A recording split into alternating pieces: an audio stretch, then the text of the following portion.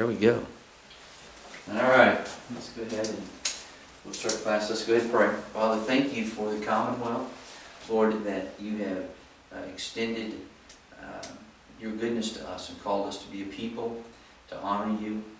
Lord, I ask that you would bless this class, Father, that the end of it would be your glory through the lives of these lovely ladies and Willow. Amen. All right. We're going to have a test next week. And you could call this Kentucky. You could call this our worldview. You could call it our society. Or you may even want to call it our culture. Maybe not culture, but I think this week I'm going to go study the word society and culture and see what the difference is. But I want to reduce some of the areas that you're paying attention to. And so we'll just stick with 5, okay? Oh, man, I got a little dirty now. The internet wasn't working. All right, so this is our culture. This is the worldview. This is Kentucky. We have a government.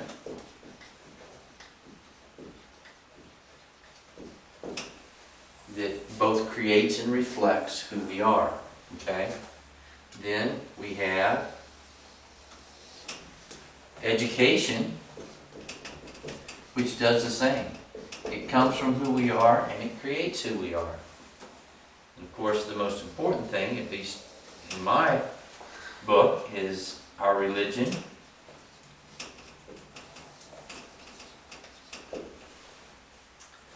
Then most of your parents, your fathers and your mothers, are involved in commerce,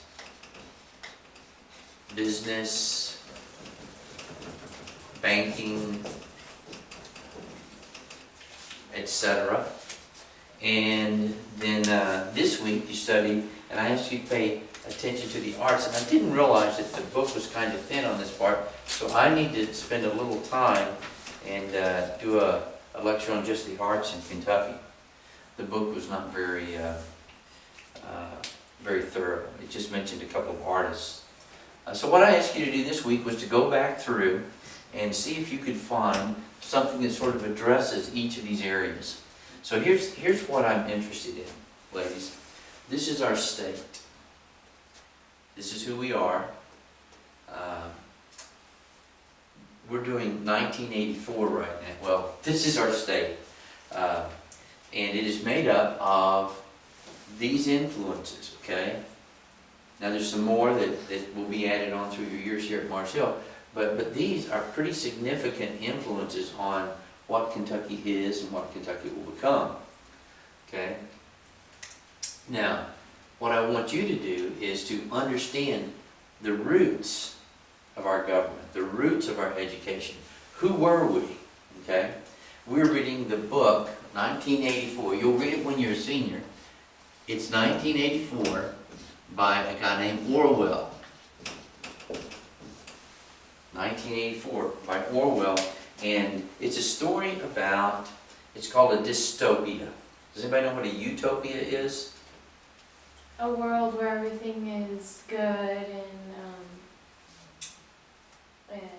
That's enough right there, yeah. Right. Everything's just as it should be. Mm-hmm. What do you think a dystopia would be?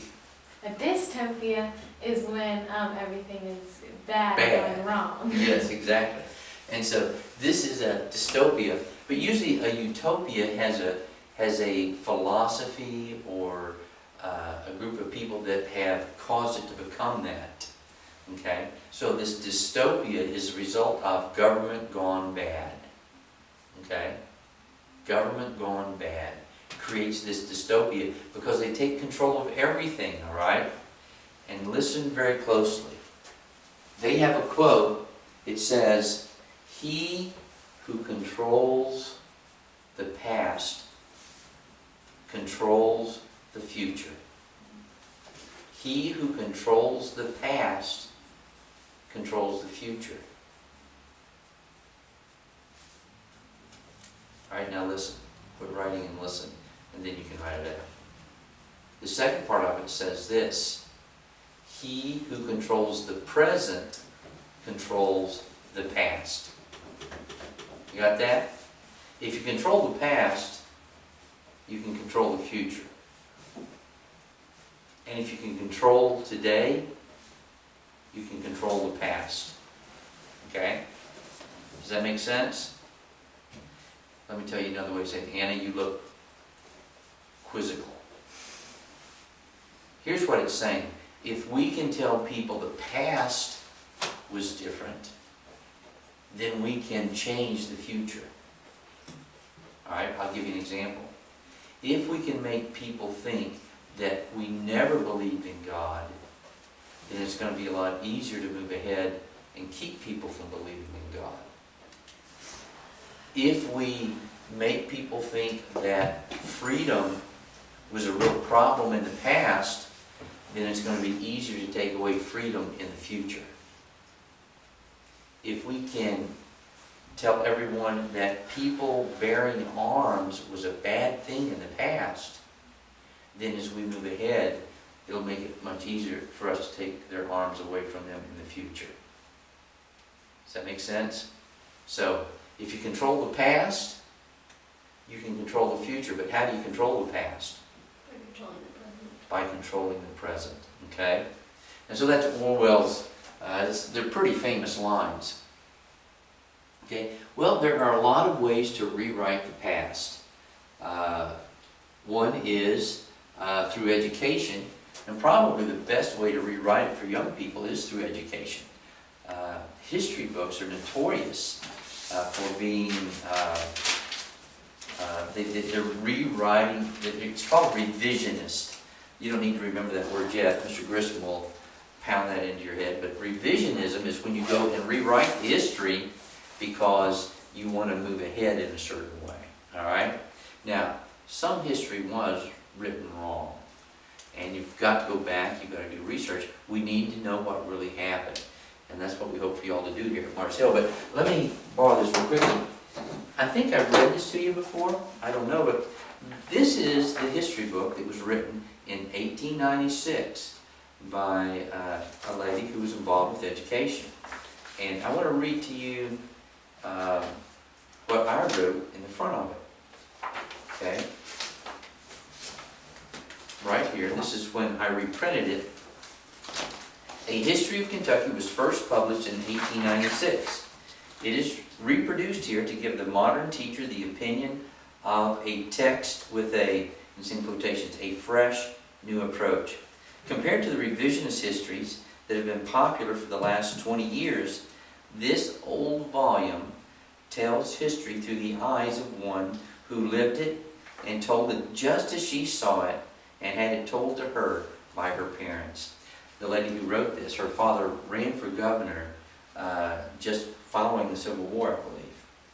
To the extent that personality and style affect the volume, Mrs. Kincaid brings the late 19th century, New Kentucky she calls it, love of the state, patriotism, and altruism to the story. In other words, she writes in a way that's a little different than the way they write history books today. She's not ashamed to love her state, to love her heritage, and to maybe sometimes fudge a bit in their favor. Absent from this volume is the attempt to include all races and gender equally. While there are many stories of civil rights and suffrage that can supplement a later history, this volume was written before those themes were introduced to Kentucky and is not improved by weaving modern themes into earlier periods. Okay?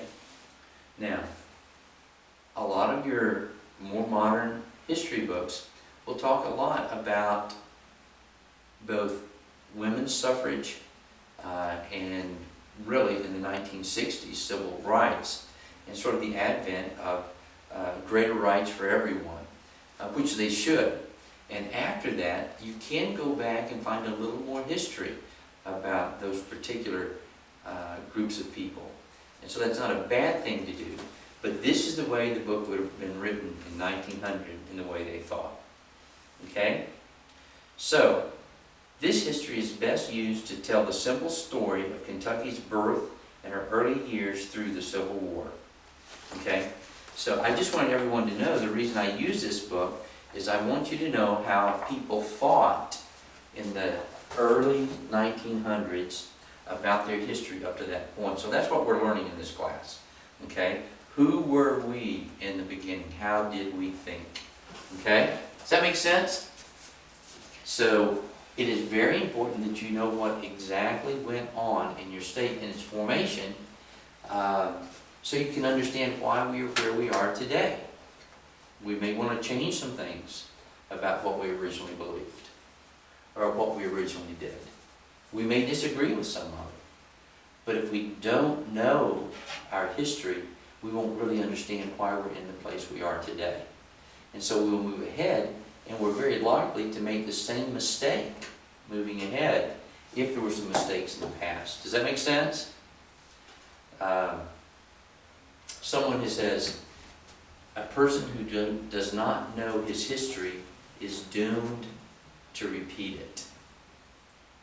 In other words, if you don't know why things went wrong, you'll keep doing the same things, and it'll keep going wrong. So, certainly there's some things in Kentucky's history that we would not want to repeat, but there are a lot of good things that are being written out of the book that I think was part of our strength. And so that's why I like to emphasize certain things in this class. So here's your assignment for this week, okay? We're going to go over your homework in class today, the things that you found in your book. But I want you to write a one-page paper, okay, on religion, education, government, and commerce, okay? A one-page paper. And then next week, what's going to happen is you're going to have a test in class. And it's going to be an essay test, and guess what your essay questions are going to be? The very same thing that your 4 papers are, okay? So, yes ma'am? Do you want us to write a page for each thing, like page for government, page for education? Oh yes, at least a page, Okay. okay? So your grade up until this point has been determined just by doing your assignments, all right? This is going to count as a large part of your grade, maybe 33% of your grade. So make sure that you do a good job on your papers and you do well on the test. Yes, Anna? What were the things that we were supposed to be writing this about? They're on the board, All of, minus arts. so religion, education, government, and commerce. That would be everything but art. Okay. Yes. Yes. Well, I thought that we were supposed to be having a quiz today about states' rights, federalism, Kentucky Resolution, and, And sedition. yes. We will. Today. Yeah. Okay. And that is not on our test. No, it will be. That will be one of your, it will be an essay test. You're going to have a quiz today, but the essay test will be a page that you write about government in general, and it will include some of that, Oh, okay. but not all of it. Yeah, that would definitely need to be on there. I'll just go ahead and tell you the things that will be on the test for government, okay?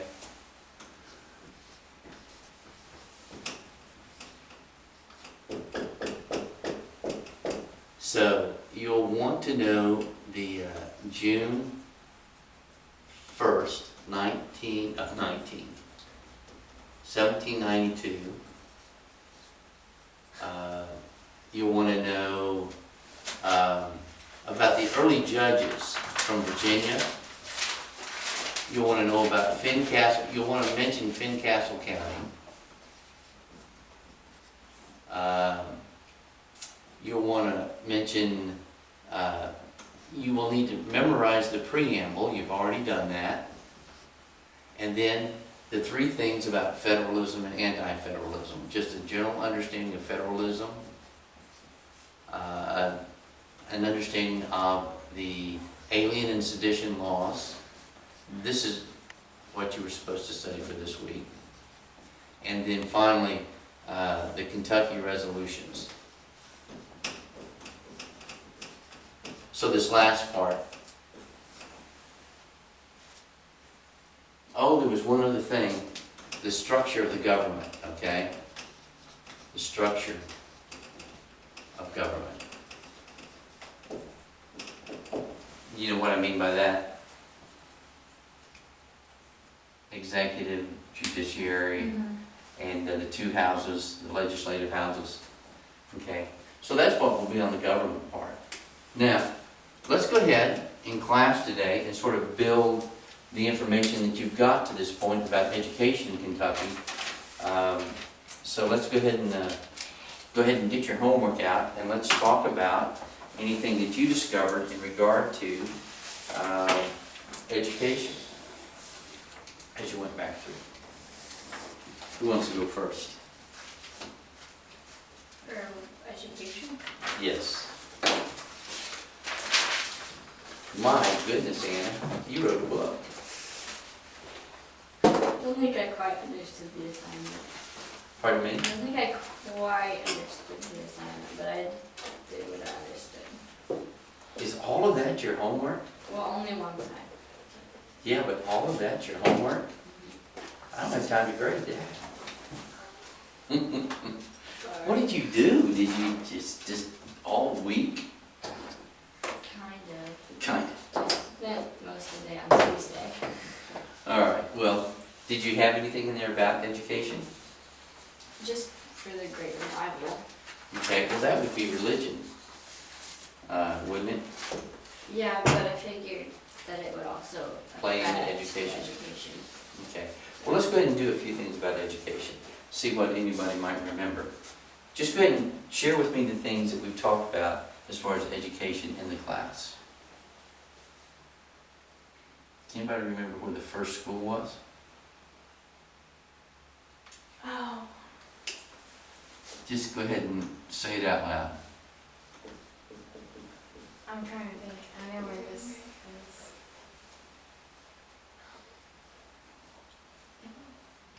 Pardon me? Well, it's pretty easy to remember. Where was the first fort? Oh my goodness. I I know this. I too. usually know. it wasn't. Fort Harrod. The- Ah, I was gonna say Fort Harrisburg. yeah, I Fort was gonna Harrod. say Fort Harrod, and I was like, Yeah, no, that's okay. not it. That was the first school. But I think this is what's significant about education. What was the first institution of higher learning? It was Transylvania Seminary. Transylvania what? Seminary. All right.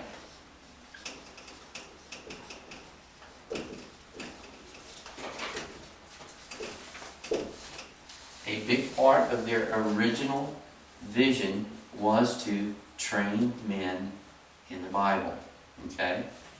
And you'll remember that our first governor was on the board for both the Kentucky Bible Society and the New York Bible, or the U.S. Bible Society, which I think was centered in New York. Okay, so Transylvania Seminary, a seminary is where you train for the ministry, but they also had other things that they studied. Yes. I had a question about our Yes. assignment. Do you want us, like, are we allowed to look at our books and stuff? 'Cause- To write the paper. Yes. Yes. Okay. And then one of the things I think that is also important is that the first president here was a minister. And his name was, I think it's John, but they called him Father Rice. Okay? So he was the first president. So you had a Presbyterian minister who was the president of our first seminary.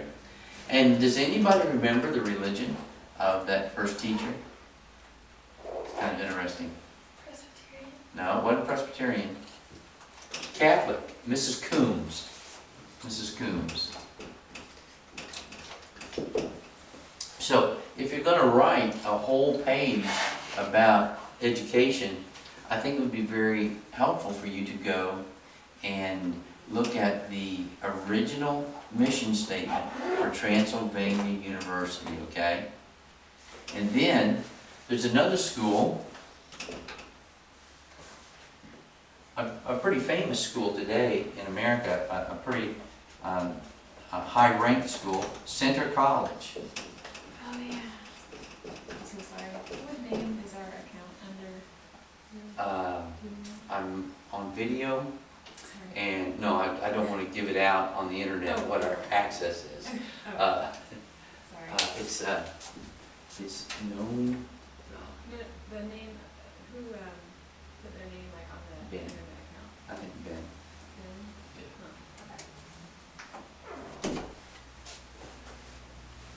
It could be Jessamine Christian Fellowship or anything.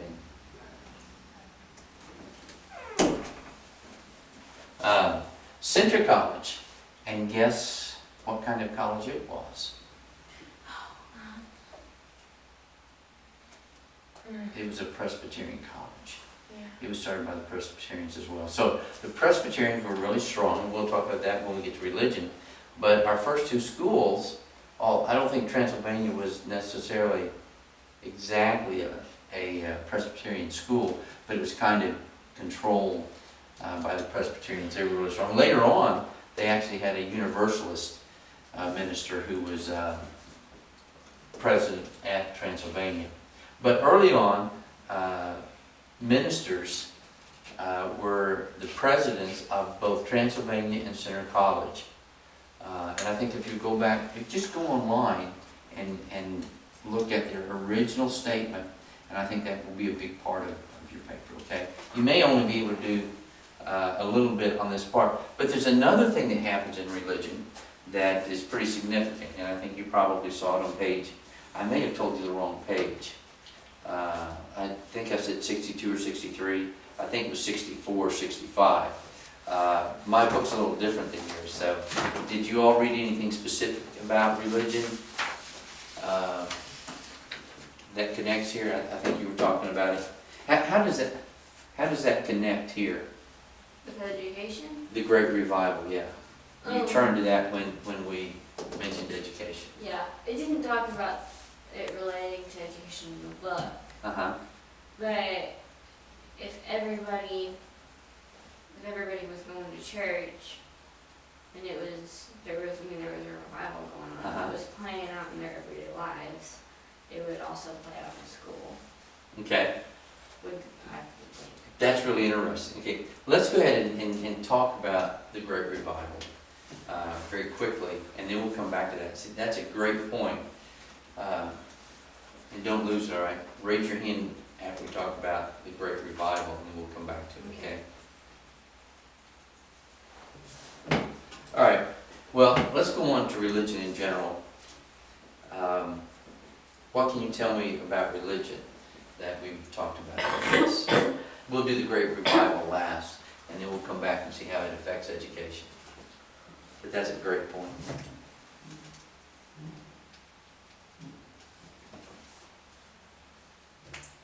Are we talking about what they talked about in the book, like in those chapters that you assigned us, or are we talking about in class? What we've talked about in class.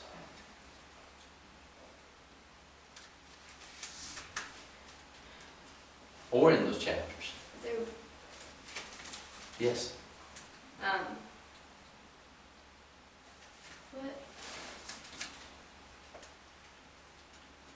what's the denomination that starts with an M? Methodist? Yeah. What about The them? Methodists were a big part, like they started the revival, they were, I guess they were really Okay, the big let's go church. back before the revival. We'll do the revival last. And let's just talk about the things we know generally about religion leading up to that revival in 1800. Hang on to it. We'll get to all of that, and we'll pull it back into the other things. All right. Let me just ask you a few questions. The Church of England. Was the Church of England real strong here? Yes. It No. was? Well, no. Well, no. Yes, well, no. Yeah, put that on. That will be your answer if there's a quiz. Yes, well, no. I know exactly why you said yes and then said well, no. Okay, the I Church of didn't England. understand the question at first, Yeah. and then I said quick answer. Yeah, go ahead. Are you talking about how the Church of England relates to early Kentucky? Early Kentucky, yes.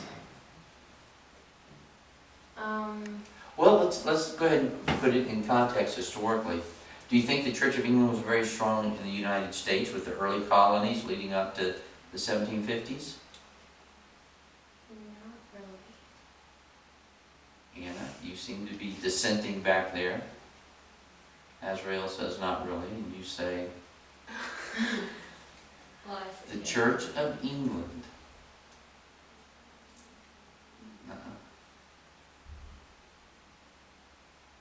Well, wasn't the Church of England Catholic? No, No. they're like Anglicans or Episcopalians. Well, the Church of England was Catholic, but they left the Catholic Church with Henry VIII. Oh, yeah. So what we know today as Episcopalians or Anglicans would be the Church of England. Okay, the Church of England was very strong in the early colonies because a large number of people in England were part of the Church of England. The majority of folks in England were part of the Church of England. We think of the Puritans and the Pilgrims who left England because why? Why did they leave England? Because the church was controlling everything, and What they could. church was controlling The everything? Church of England. The Church of England was controlling And everything. they wouldn't give you Bibles, but they would tell you themselves that this is the way it is, so you better do it. I don't know that the Church of England was necessarily guilty of that. But there were certain things about the Church of England that Puritans did not appreciate. And so they were kind of like protesting Protestants. That they didn't agree with some things in the Church of England, and they wanted to practice a more what they would call a purified relationship with God.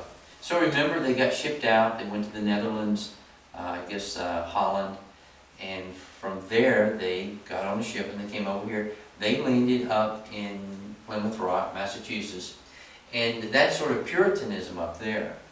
But the Church of England, Jamestown, all of those guys, where they were part of the government, they came out here for commercial reasons, they were all Church of England. So Virginia, I mean, it was controlled basically by people who were part of the Church of England. So the Church of England was very strong. But when did Kentucky first start being inhabited by Europeans? You ought to remember this day. Fort Herod, when was it founded? Um,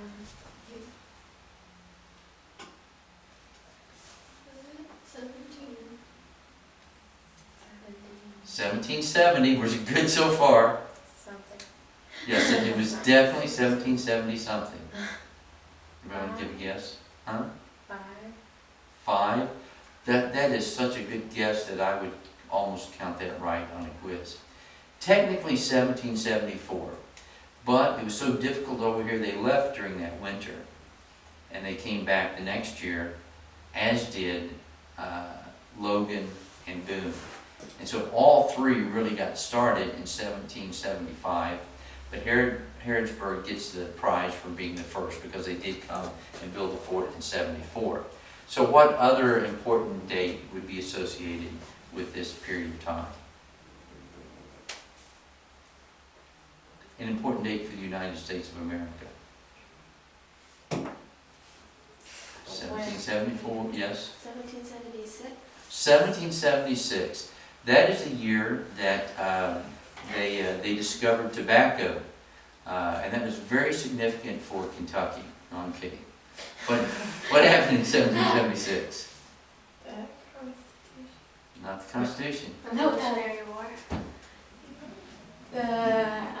The Revolutionary War began, yes, with the Declaration. Declaration of Independence. Okay, so yeah, so Then, now let's go ahead and talk about the Church of England in Kentucky.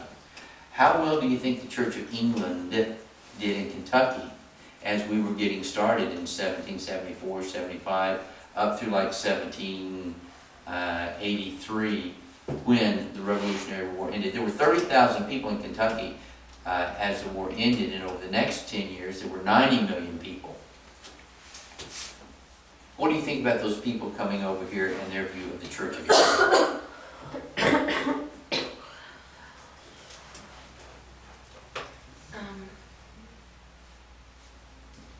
Do you think a lot of them were Episcopalian or Anglican? Oh wait, can you say the question again? Okay. Yeah, So, people are starting to migrate over here from 1774 to the end of the Revolution. Remember, that's an important thing to remember about the beginning of Kentucky. It was as the Revolution was breaking out and continuing, okay? So, do you think that people who were coming would be in favor of the Church of England, or do you think they might be somewhat prone to look for other ways to worship God? Prone to worship other ways to God because... Prone to worship other gods? No, other ways to worship God because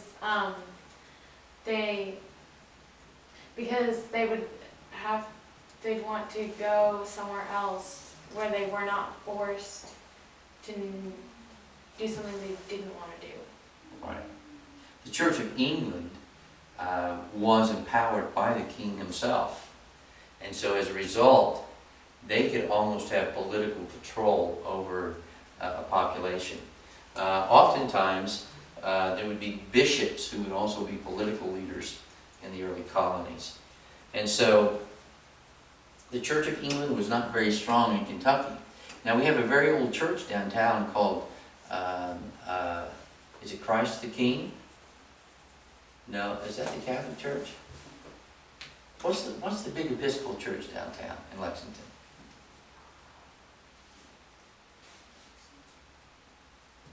Oh, man. Isn't that the one where Mom? Do you know the name of it? It was something like. I think what it's- you said. Christ Church Episcopal, I think is what it's called. But anyway, we have a very old church downtown, the Church of England. But they weren't very popular. It took them until almost the 1800s to begin to gain any kind of foothold in Kentucky. So who did? Who were the strong churches in the very beginning? There's two of them. The Presbyterians. We know that's true because our early educational systems were headed by the Presbyterian ministers. Now there's another group that really didn't head up a lot of educational institutions because they weren't really as educated as the Presbyterians were. And that was, you make fun of your friends that go to these churches and tell them that they're from an uneducated church if you want to. I can do it because I meet with a lot of pastors that are part of this particular denomination.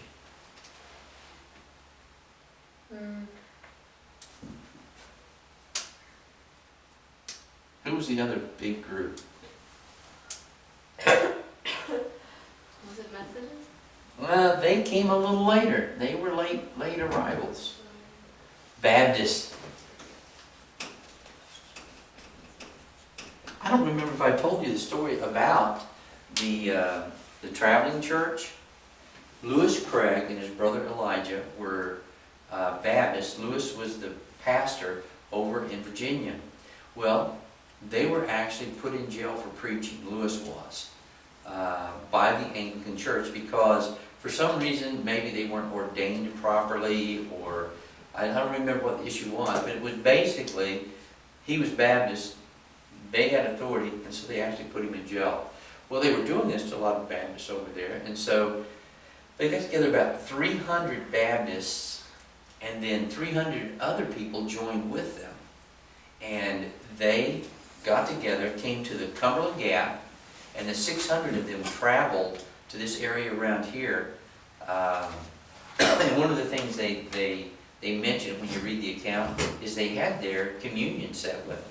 And so every Sunday, they would stop and they would have a service and they would do communion. And so Lewis Craig was the pastor, and his brother Elijah Craig was the sort of the leader of the group that got him over here. And I'm pretty sure he is part of the founding of what is Georgetown University right now, which is a Baptist college, okay? So they later on started their own college, so they are educated. But back then, they weren't as educated as ministers from the Church of England.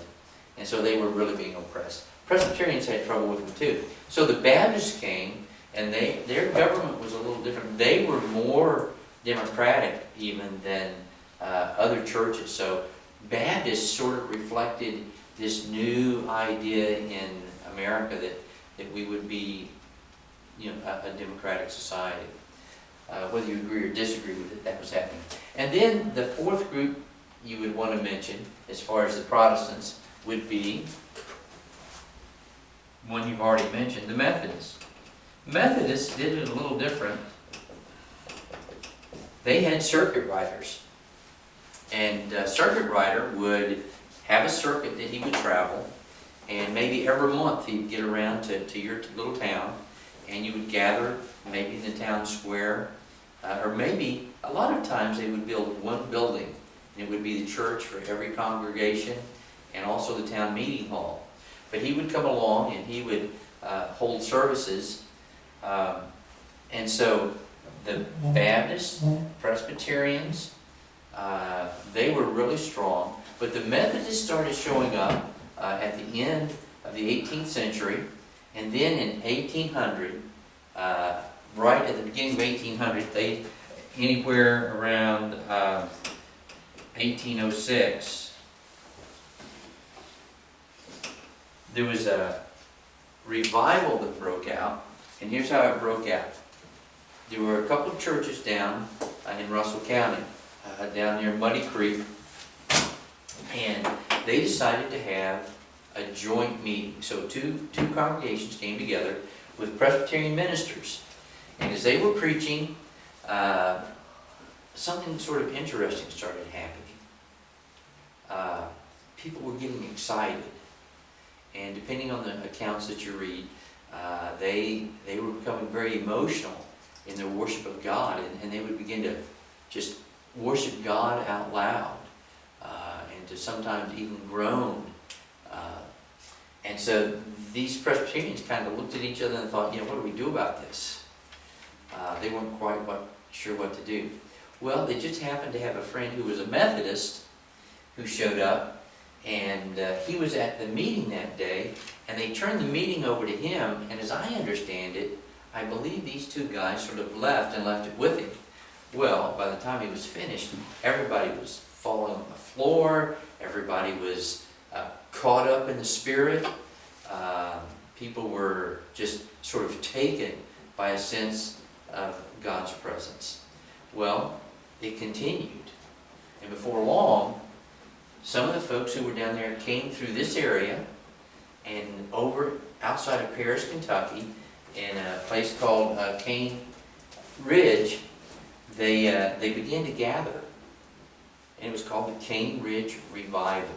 Okay, so the Cane Ridge Revival started, and by the time it was over, they would have thousands of people at a meeting. Now remember, they didn't have PA systems.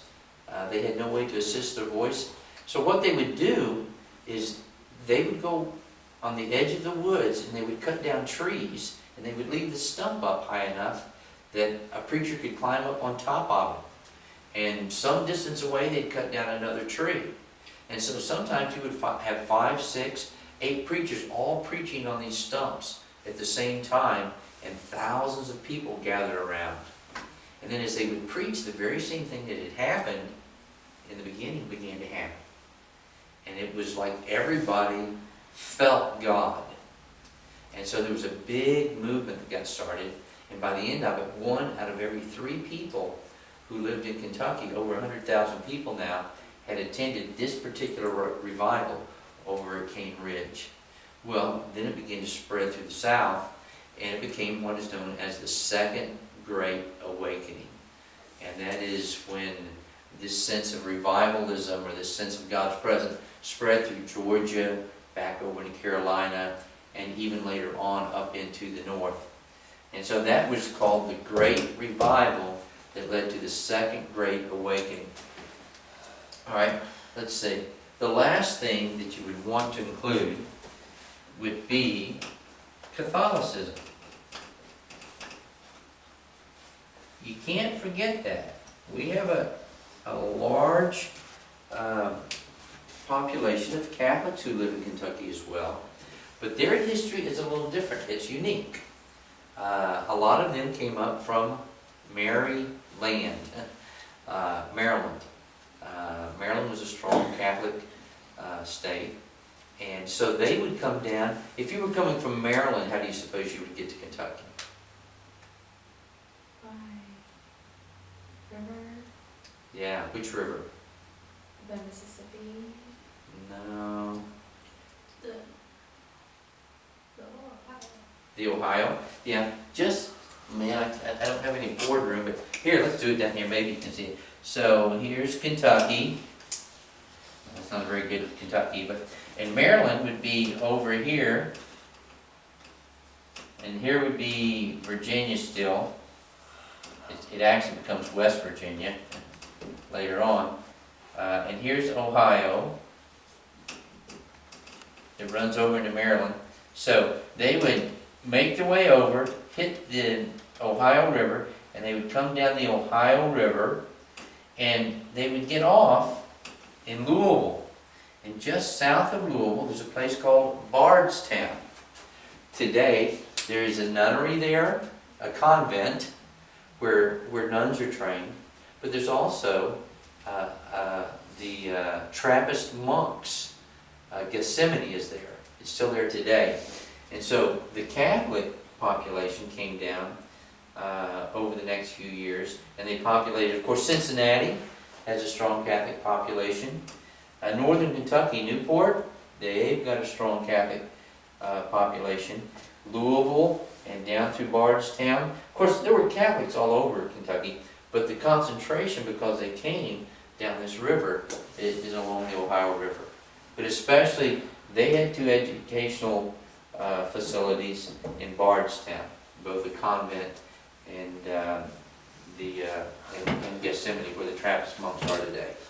So, you've got the development of church. Now, Anna, you had mentioned that this great revival probably affected education. Mm-hmm. Why do you say that? Because it would have affected their everyday lives for at least a little while. Okay, and so why does your everyday life affect education? Because that would be something that they would be doing. Because like if they have a revival and they start praying at every meal, Mm-hmm.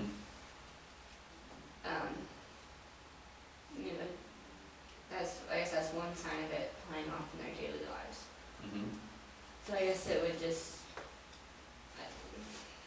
it's more of it would change how the teacher taught the class. And how would it change the way the teacher taught? I'm not quite sure because I don't know. You just kind I of know. would It's one of those try. things that makes sense, doesn't it? Yeah. Definitely, we know this, the first school at Fort Harris, do you know what their textbook was? Anybody remember? They used a Bible. They didn't have a lot of books, so most of the early schools in Kentucky relied heavily on the Bible as something to read and something to teach from. So, definitely, who these people were affected their education because they had this book, and it was the Bible. So, here's I'm glad you brought the point up, and I wasn't really thinking about it, but yes, religion will affect society in general. Okay? Then society affects everything else, okay? And I think you bring up a great point. Okay? So as one area of our society takes a direction, for whatever reason, it affects the whole society. And in some way, it affects the way we think about how we do business, how we do government, how we do education, and how we do the arts. Okay? There's another thing called philosophy that would probably play in here. It would be pretty important. But you make a very good point, Anna, that if there was a big revival and it became what people were talking about and it was shaping their life, but what is education? Education is the passing of knowledge as we understand it to the next generation. And it is the accumulation of knowledge being passed on. And so if our knowledge is informed by our religion, then that is going to become part of our education. Okay? Now, if society, for some other reason, begins to forget God, not put God as such a prominent part of their life, then culture also then is going to begin to affect people's religion. Okay? And to the degree that these, apart from God, unaffected by God, shape our state, then it reduces the effect of our personal relationship with God on our culture. I'm really glad you brought that up. That's very insightful. So yes, it would affect how we do business, how we shape our government, everything, including the arts. Okay, you all studied especially the arts this week. I'm sorry, I had not read that chapter in a long time, and I didn't realize that it said so little about the arts. But what did you all discover as you read chapter 12, or anywhere else in the book about the arts?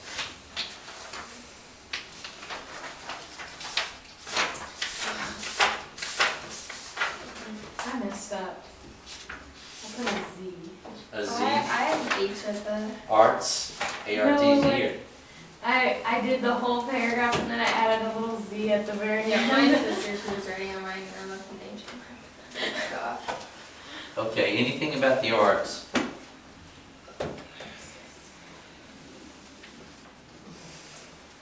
There was a literary society Yep, a literary society, and where was that? in Lexington. It Uh-huh. started out in Lexington, then it spread to Paris and Yep. Georgetown. Yep. And so what would a literary society do? They would have debates. They would have debates Yeah, and they'd have lectures, and lectures about different stuff, I guess. literature. They would probably discuss literature. Probably. Yeah. Does anybody know the first book on record that was read here? It was Swift's Gulliver's Travels. Oh, yeah. I'm pretty sure it was a group of lawn hunters had the book with them. Can you imagine being over here in Kentucky and, you know, it's night, it's dark, you got a campfire, somebody's there reading out loud Gulliver's Travels, and you get to this part where there's this big giant or there's these little people. You would really get into that book. But yeah, there was a literary society. Anything else? How about fine arts? Like, well, Joel Hart made, A guy named Jewett and a guy named Hart. yeah. He is an artist. There's and- two of them. Hart Hart made Jewett statues. was the Hart artist, yeah. Yeah, and then Hart And Hart did statues. statues, that's right. And we But- still have a lot of those around that they did. Would that still be an artist Yeah. making statues? Well, when we talk about the arts, that's a good question. When we talk about the arts, we're not just talking about people who do portraits. We're talking about music, literature, and those kinds of things. Again, let me just apologize that I didn't give you more information to look up on arts, because there's not that much in this book. It touches on it, but there's a lot more about arts in Kentucky, so I think after we do our test next week, after that I'll spend a couple of weeks talking about the arts in early Kentucky, because it's fun. It wasn't, it's not really world-renowned art, but we did bring a lot of world-renowned ideas to our culture, and I think that's significant to know. All right, I'm going to say this real quick. Broadhead store, remember that? Broadhead store. Wilkinson had a store. All right, we had 7 rivers. And that was very important to our commerce. You should know those 7 rivers. Banking gets started. Kentucky has its own bank. Agriculture is very important. That's 3, 4, 5 would be agriculture is very important. And then let's mention science and we'll just call it factories. They're not really factories, but they're mills that make grain, that grind grain, mills that take flax and turn it into material. And so talk a little bit about commerce, business, the growth of that. So you're going to do a paper on each of these 4. We'll do arts later. And then out of that paper, you should be able to do your test very easily next week. Does that make sense? I know you're going to be really upset, Azriel, but I don't think we have time for the quiz. Would y'all like to do your quiz during lunch? Would we Would still you like that, Leah? do we get a grade on it? Let me tell you about your grade in this class. I think we've talked about it before. Your grade is really determined by your homework. If you do your homework and you make an honest effort, then you're going to get an A in the class. The quizzes are a way for me to determine if you are understanding. You will notice we've come back, we've had the same quiz twice, and I assigned it again. It's because you all did not seem to get that information. So I think you can go ahead and include that information and demonstrate to me that you understand it in your Department of Government. So just go ahead and include it in the end. Yeah, the only reason I've given you that same quiz again is because a significant number of people seem to not get those concepts when we went through it. All right. Any questions? All right, I'm going to send this video to